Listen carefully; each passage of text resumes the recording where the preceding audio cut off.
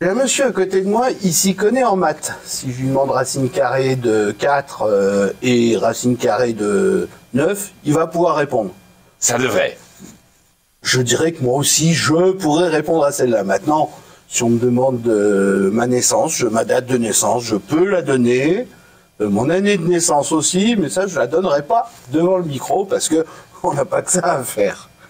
Et ce monsieur qui aime les maths, ben voilà, il a raison. Il fait un spectacle que j'ai vu il y a quelques mois qui s'appelle Very Math Trip. Alors Manu, Oudard, vous allez nous présenter ce spectacle et nous dire de quoi il est question. Bon, on n'apprend pas les mathématiques, on n'apprend pas à compter, ça c'est sûr. Ah, ça c'est sûr, c'est pas l'objectif. Et c'est amusant que vous ayez débuté notre rencontre par une petite question de calcul, parce que souvent on associe le mathématicien à quelqu'un qui fait du calcul, et moi je dirais que c'est quasiment tout le mathématicien, sauf ça. Alors, c'est vrai qu'il y en a qui peuvent effectivement être de bons calculateurs, mais c'est pas mon cas par exemple. Et c'est pas ce qui m'intéresse dans les mathématiques. Moi, ce qui m'intéresse, c'est de raconter les mathématiques. C'est amusant, hein, on entend bien le mot compter, mais ce qui m'intéresse vraiment, c'est de raconter les mathématiques. Et à travers ce spectacle Very Math Trip, c'est ce que je fais tous les jours. C'est de raconter ces mathématiques. Et d'où est venue l'idée Bon, elle a traversé un petit peu l'Europe, parce que avec l'accent, on peut dire que vous venez un petit peu du Nord. Et j'ai même pas encore commencé, Guy, à parler de 72 et de 94. Voilà. J'ai déjà été démasqué parce qu'effectivement, je viens de Belgique. Alors, d'où c'est venu? C'est finalement pas tellement saugrenu dans le sens où moi, j'ai été prof de maths pendant 15 ans. Et là, Guy, ça va sûrement vous étonner, mais figurez-vous que les mathématiques ne sont pas spontanément comme ça la passion des collégiens et des lycéens. Ah, ça je comprends. Ah, moi, je pensais que vous alliez être étonné. Non, mais honnêtement, moi j'aimais le français. Ouais. J'aimais les langues étrangères, ça c'est sûr, c'est mon truc. Mais j'avais rien contre les maths. Ah, c'est déjà une bonne idée de ne rien avoir contre. Parce que justement, le fait d'être confronté tous les jours au quotidien avec des étudiants qui n'aiment pas forcément les mathématiques, eh bien, ça m'a donné l'envie de déjà leur raconter, leur expliquer que les mathématiques, en fait, elles souffrent d'un problème. À mon sens, elles sont beaucoup plus méconnues que mal aimées. Et c'est ça le vrai problème. Et les adultes, ils gardent souvent l'image de ce cours de mathématiques une fois leur terminale terminée, justement. Et c'est ça que je voudrais... Moi, je tiens pas à ce que tout le monde fasse des mathématiques, je tiens à ce qu'on arrête de détester les mathématiques. Et c'est un peu pour ça que je suis là. Oui, mais c'est vrai que il y a des choses qui sont... il faut une certaine logique pour aimer les maths. Enfin, je ne dis pas pour aimer, mais pour les comprendre. Ça dépend, c'est-à-dire que le cours de mathématiques, ou n'importe quelle notion de mathématiques, peut se diviser quand même en plusieurs parties. C'est-à-dire, on peut... Est-ce que vous êtes mélomane, Guy? Un peu. Un peu. Est-ce que vous êtes musicien? Pas du tout. Ah ben alors ça c'est amusant. Ben vous voyez, ça je l'avais pas prévu. Et ça, le fait de ne pas savoir jouer du piano, ça ne vous empêche pas d'écouter des morceaux que vous appréciez. Eh ben je me bats pour la même raison. Le fait de ne pas être un bon calculateur ou de ne pas être finalement même un bon mathématicien avec une bonne logique, pourquoi ne pourrait-on pas savourer la culture mathématique? Et vous voyez, c'est là, cette culture mathématique, elle regorge d'histoires passionnantes qui font partie justement du monde. Parce que notre monde ne serait pas ce qu'il est sans toutes ces avancées. Et je pense que ça, on pourrait les raconter. Et à travers le spectacle, notamment, c'est ce que je fais. Je parle de ces hommes et de ces femmes. Vous savez, Guy, Pythagore, c'était pas juste un théorème. C'était aussi un homme avec ses croyances dans un contexte particulier. Il y avait la secte des pythagoriciens. Et j'ai jamais vu les yeux de mes élèves s'illuminer autant que quand on racontait les mathématiques. Oui, moi je garde bon. C'est quand même un petit peu loin dans évidemment. ma mémoire pour me souvenir des cours, mais je sais qu'il y avait des... J'avais pas de mal. Oui, c'est ça. Vous étiez plutôt... mais c'est merveilleux, voilà. Ça.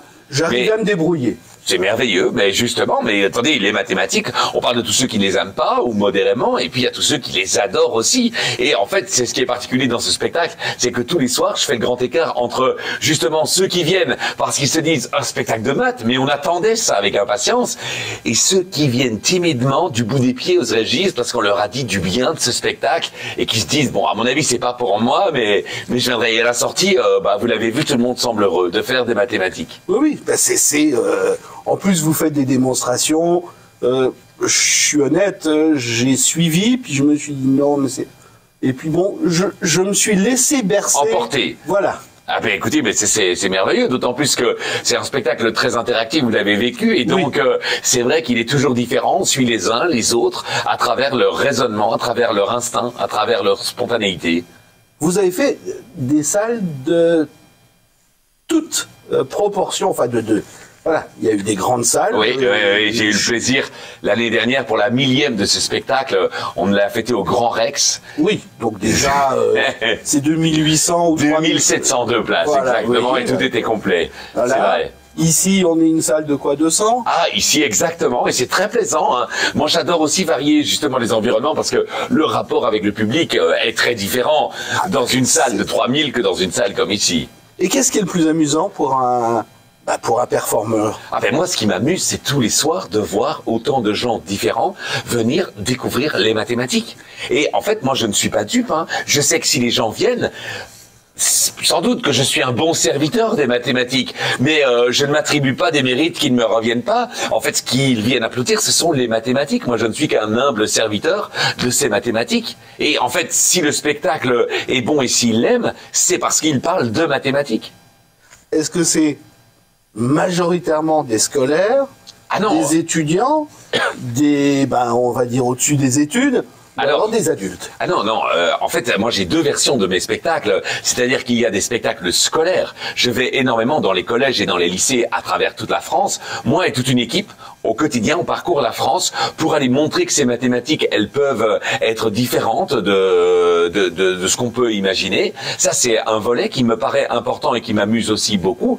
Et puis, de façon très différente, j'aborde les mathématiques aussi, comme ici, comme ce soir, avec un public d'adultes ou de familles. Il est évident que des familles, et j'adore ça, viennent avec leurs enfants. Mais c'est tout à fait différent comme contenu. Est-ce qu'il y a beaucoup de différences d'un soir à l'autre? Il y en a effectivement. Évidemment, il y a une trame, bien entendu, mais comme je joue avec l'intuition des gens, évidemment, il y a des soirs où c'est très sérieux, il y a des soirs où c'est très marrant. Bon, j'essaye évidemment en tant que maître de jeu de mêler tout ça, parce que moi, je suis juste un catalyseur. Et mon objectif, c'est de catalyser toute cette énergie mathématique qui est en fait, qui est en eux. Et c'est ce que je fais chaque soir. Moi, j'avais derrière moi des deux étudiants qui étaient visiblement des grosses têtes en maths. Ah ben écoutez, voilà, alors là je m'en souviens, et moi j'étais perdu. Alors là, bon. Ah oui, c'est assez fascinant hein, pour des adultes de voir aussi des réactions parfois très vives. C'est pour ça que j'adore cette anecdote quand Gauss avait 8 ans, que je dévoile que je vais encore raconter ce soir, évidemment. Hein. Mais c'est ça qui est passionnant dans cette aventure, c'est de sentir, puis le nombre de personnes à la sortie du spectacle qui me disent, mais si seulement on avait su. Mais donc, effectivement, moi je leur dis, les mathématiques sont passionnantes et en fait, tout le monde les aime, mais il y en a juste certains qui le savent déjà et d'autres qui attendent de le découvrir. Est-ce que vous avez eu une phase, les maths, non? Ah non, ça jamais. J'ai toujours adoré les mathématiques, mais ce qui est important, c'est que je n'étais pas forcément un élève excellent. D'ailleurs, j'ose même montrer mon bulletin dans le spectacle. Et si vous vous en souvenez, il y avait du rouge. Et le seul rouge qu'il y avait, c'est dans le cadre du cours de mathématiques. Et je pense que cette difficulté que j'avais en mathématiques, ça m'a donné l'envie, justement, d'aller expliquer à tout le monde. Non, mais je comprends les difficultés que vous pouvez ressentir. Je les ai moi-même vécues. Mais en fait, c'est tellement plus simple que ça. Et le public réagit systématiquement de la même façon ou vraiment c'est le jour et la nuit? Non, c'est pas du jour et de la nuit. On finit après plus de 1000 représentations à avoir certaines astuces qui permettent justement de remettre tout le monde dans le droit chemin. Mais évidemment, c'est amusant et c'est ce qui m'amuse chaque soir, c'est de voir justement ces surprises. Vous êtes au Lucernaire pour encore un petit bout de temps, jusqu'au mois de décembre, exactement. On est passé du dimanche au dimanche et lundi maintenant, vu le monde. Donc il faut bien réserver tous les dimanches et lundis à 19h. Puis toutes les infos sur le site internet verimatrip.com. Et après ça, alors qu'est-ce que vous faites après décembre? Ah ben, il y a plein de projets qui sont en cours. Là, il y a déjà un livre qui existe, publié chez Flammarion. Là, pour le moment, je suis encore en projet sur un autre livre de vulgarisation des mathématiques. Bien sûr, bah, comme je vous l'ai dit, je suis en tournée perpétuelle à la fois dans des collèges et dans des lycées, mais aussi, bien sûr, le samedi, quand je ne joue pas le dimanche. Enfin, si, je joue tous les dimanches au Lucernaire, mais le samedi, je joue en général en province, un peu partout. On peut retrouver toutes les dates sur mon site, et puis on réfléchit sans doute à la suite. Il y a un public qui est meilleur quelque part Non, ailleurs? non, il n'y a pas un public, et malheureusement ces mathématiques souffrent de cette inconstante et de ce désamour, que ce soit en Belgique, en France, en Suisse, c'est malheureusement partout pareil. Mais par contre, le point commun, c'est que tout le monde semble se réjouir avec le spectacle. Alors ce spectacle, est-ce qu'il a une date de fin, et vous pensez déjà à very math non-trip? Vous voulez dire un 2 sans doute, alors, Oui. Exactement. Ben, c'est difficile de ne pas y penser face au succès de ce premier, et puis surtout face à toutes les possibilités qui existent. La difficulté du spectacle, ça va été de devoir faire des choix, tellement les sujets qu'on peut aborder sont très variés. Donc il n'y a pas encore de date de fin pour ce premier volet, mais sans doute qu'il y aura beaucoup plus rapidement une date d'un deuxième. Mais ça, c'est pas encore déterminé, mais les deux coexisteront, à mon avis, pendant encore un bon moment. Alors une petite addition, soustraction, division pour terminer. Ah non, parce que une justement, énigme. ça c'est tout ce que je ne fais pas pendant le spectacle, et que je me bats pour ne pas résumer les mathématiques à une addition. En revanche, une anecdote. Par exemple, je peux vous dire que quand vous jouez à l'euro-million, vous y jouez parfois, Guy? Non. Ah non. Bah écoutez. L'argent, j'ai plutôt tendance à essayer de le garder dans la poche. C'est pas que je veuille pas, C'est mais une bonne chose, parce que tous ceux qui jouent savent qu'ils n'ont pas beaucoup de chance. Mais moi, ce que j'aime bien, c'est illustrer. Quand on dit qu'on n'a pas beaucoup de chance, c'est un fait. Si je vous dis qu'on a une chance sur 140 millions, c'est pas beaucoup. Non, mais on ne vraiment conceptualise pas. Mais moi, je vais vous dire que quand vous jouez à l'euro-million, vous avez autant de chances de décrocher le jackpot que de choisir le bon centimètre sur un chemin allant de Bruxelles à Rome. Un minuscule centimètre sur 1400 kilomètres. Et là, vous vous rendez compte que quand vous jouez 2 grilles, ben vous jouez 2 centimètres. Certes, on a bien 2 fois plus de chance. oui. Mais on est d'accord que c'est risible. Mais bon, ça m'empêche pas, moi, d'y jouer, mais en toute connaissance de cause. Et ça me paraît important que vos spectateurs le savent.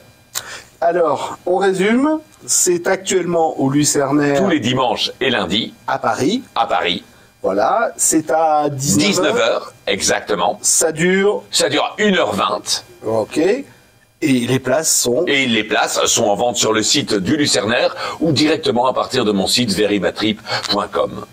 Bon, qu'est-ce qu'on peut vous souhaiter maintenant? À part un bon spectacle dans quelques minutes. Ah ben voilà, d'aller me préparer. Je pense que là, voilà, je pense que tout le monde est convaincu. J'espère de venir voir ce spectacle. Mais pensez bien à réserver, parce que les complets, visiblement, les mathématiques semblent enchaîner les complets. Merci beaucoup. Merci Guy, c'était un plaisir.